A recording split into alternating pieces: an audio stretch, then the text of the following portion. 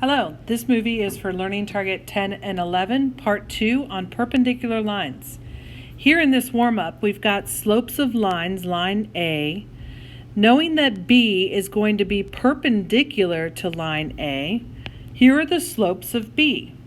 I want you to see if you can see a pattern between any line slope and its slope of its perpendicular. Do you notice any patterns? So negative 2 became 1/2.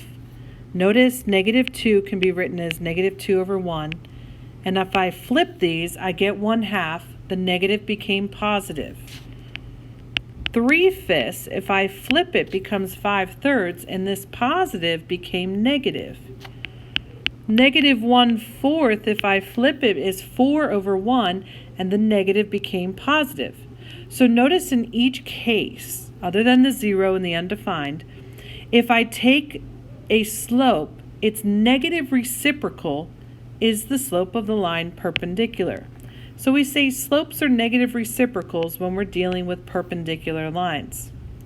A formal definition for perpendicular lines is slopes of perpendicular lines have a product or multiply to get -1. Meaning, negative 2 is negative 2 over 1 times the product of 1/2. And when I multiply these, I get negative 2 over 2, which is -1. The product of these two slopes is -1. The product of these two slopes is -1. And that's the same is true all the way down other than our horizontal vertical, that the product of the two slopes is -1. So that's a more formal definition in order to analyze if two slopes are perpendicular. Let's apply this here. Let's find the slopes of L1 and L2. L1 has these 2 points, so I'm going to do -4 minus 2 over 0 minus -4. This gives me -6 over 4, which is -2/3. Nope, sorry, -3/2. So that's the slope of L1. The slope of L2 uses these 2 points. And so if I do -3 minus 3 over -5 minus 4, this gives me -6 over -9, which is 2/3. So I'm analyzing these slopes. They are negative reciprocals. So I say yes, because slopes are negative reciprocals, or I could say yes, because the product of their slopes is -1. Because if I do -3/2 times 2/3, I get, these cancel, -1. So that's using the formal definition. You could also say yes, because the slopes are negative reciprocals. Let's try this one together. This is a classic one.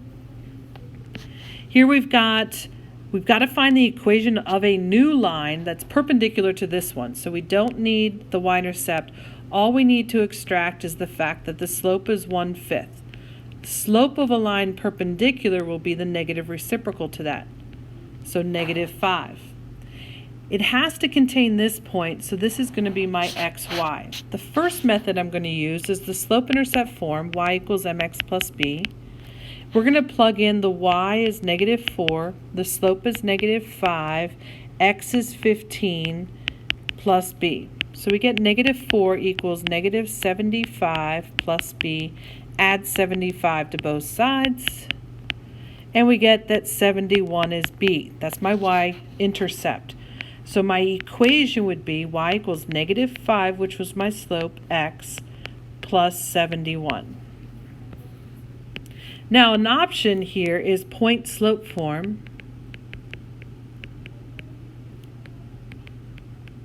And that is y minus y1 being the point, equals my slope being -5, times x minus x1 being 15.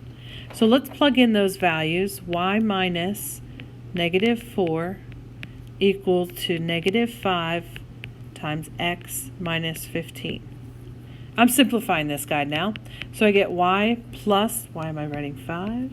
Plus 4 equals, and distribute this guy in, so you get negative 5x plus 75. And I'm going to subtract 4 on both sides, and I get 71. Now, we could real quick put this in standard form by adding 5x to both sides, because we want the x and the y term on the same side. And so standard form would look like 5x plus y equals 71. This is standard form because the x term and the y term are on the same side. There are no fractions, and a is positive, a being the coefficient of the x term. Okay, pause the movie, try this one on your own, and press play when you're finished. All right, for this one, I'm going to extract the slope, negative 3. Perpendicular will be a slope of 1/3. So the slope here is negative 3. Perpendicular is the negative reciprocal. So we're going to use this slope. We're going to use this point, x and y. I'm going to plug it into slope-intercept form, y equals mx plus b. So 7 equals 1/3 times negative 3 plus b. 7 equals negative 1 plus b. Add 1, 8 is b. So my equation is y equals, my slope is 1/3, x plus 8. To put this in standard form, I would do y equals 1/3 x plus 8. Now this is slope-intercept. Honors will need to be able to put it in standard form. The first thing I want to do is get rid of that 3 in the denominator by multiplying both sides by 3. I get 3y equals, now this distributes in, 3 times 1/3 is 1, and then I do 8 times 3. And then what you do is, I could subtract x, but I don't want a negative a. I mean, you can. Let's do that, because maybe you're going to do that on your own. So we get negative x plus 3y equals 24. Now the only bad thing about this standard form is a, the coefficient of the x term, needs to be positive. So what you can do is multiply through by negative 1, changes all the signs. So we get a positive x minus 3y equals a negative 24. And that's your standard form. Standard form. Okay. You could create a rectangle. This is more of an extension. Given that one side of a rectangle has this equation, write the equations for the possible other 3 sides. We may or may not get to this in class, but this will be the end of the movie for perpendicular.